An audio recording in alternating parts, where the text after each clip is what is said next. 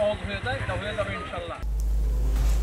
17 ফেব্রুয়ারি রোজ সোমবার একদিনের সংক্ষিপ্ত সফরে বিভিন্ন ধর্মীয় ও রাজনৈতিক অনুষ্ঠানে অংশগ্রহণের জন্য নিজ এলাকা মেহেন্দিগঞ্জ আসনের বরিশাল 4 আসনের গণমানুষের নেতা সহকারী অ্যাটর্নি জেনারেল ও ঢাকা জসকোর্ট স্পেশাল 4 এর পিপি অ্যাডভোকেট এম হেলাল উদ্দিন। আমাদের প্রধান বক্তা গুরুত্বপূর্ণ বক্তব্য রাখবে, আমরা সবাই শুনব। আমরা মুসলমান হিসাবে আমাদের কি কি কর্তব্য আছে, কি কি দায়িত্ব আছে, এই বিষয়গুলো উপলব্ধি করার সময় এসেছে। সফরের শুরুতে লঞ্চ যোগে নেমে জোহরের নামাজ শেষে উলানিয়া উত্তর ইউনিয়নের পূর্ব সঠিক জামে মসজিদ পরিদর্শন ও মত বিনিময় শেষ করে আলীগঞ্জ বাজারে ব্যবসায়ী ও বিএনপির অঙ্গ সহযোগী সংগঠনের নেতৃবৃন্দের সাথে মত বিনিময় করেন। আমি ভুলে যাই নাই, সব কিছু মনে নাই, বাংলার মাটিতে তোদেরকে বাংলাদেশের জনগণ প্রত্যাখ্যান করছে, তোরা এই দেশ থেকে পালিয়ে গেছস। এরপরে চর একক্রিয়া ইউনিয়নের একটি ভাঙা সংযোগ ব্রিজ পরিদর্শন করেন, দ্রুত ব্রিজটি নির্মাণ করার জন্য আশ্বস্ত করেন।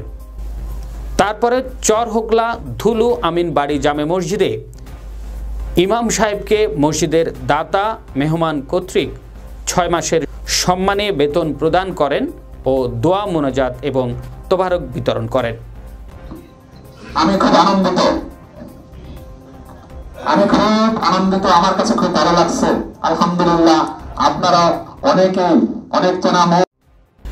এরপর অম্বিকাপুর জামে মসজিদে মুসল্লিদের সাথে নিয়ে মত বিনিময় ও মসজিদ নির্মাণ করে দেওয়ার আশ্বাস প্রদান করেন। মাগরিবের নামাজ শেষে উলানিয়া দক্ষিণ ইউনিয়ন মকবুল মিয়া বাড়ির মসজিদ পরিদর্শন, মত বিনিময় শেষে লালগঞ্জ বাজার ব্যবসায়ী এবং বিএনপি ও অঙ্গ সহযোগী সংগঠনের নেতৃবৃন্দের সাথে মত বিনিময় করেন।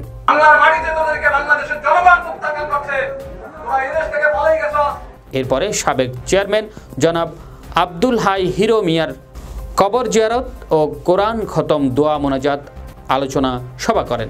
বাংলাদেশের বৃহত্তর রাজনৈতিক দল বাংলাদেশ জাতীয়তাবাদী দল বিএনপি শহীদ প্রেসিডেন্ট জিয়াউর রহমান স্যারের পরবর্তীতে পূর্ব খন্তাখালী নির্মাণরত আবু বক্কর জামে মসজিদ পরিদর্শন ও মত বিনিময় শেষে রহিমা খাতুন হিফজখানা মাদ্রাসার ওয়াজ মাহফিলে প্রধান অতিথি হিসেবে বক্তব্য রাখেন।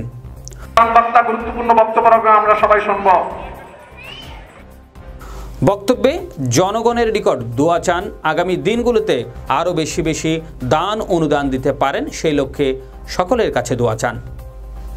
উক্ত সার্বিক অনুষ্ঠানে বিএনপি ও অঙ্গ সহযোগী সংগঠনের নেতৃবৃন্দ উপস্থিত ছিলেন।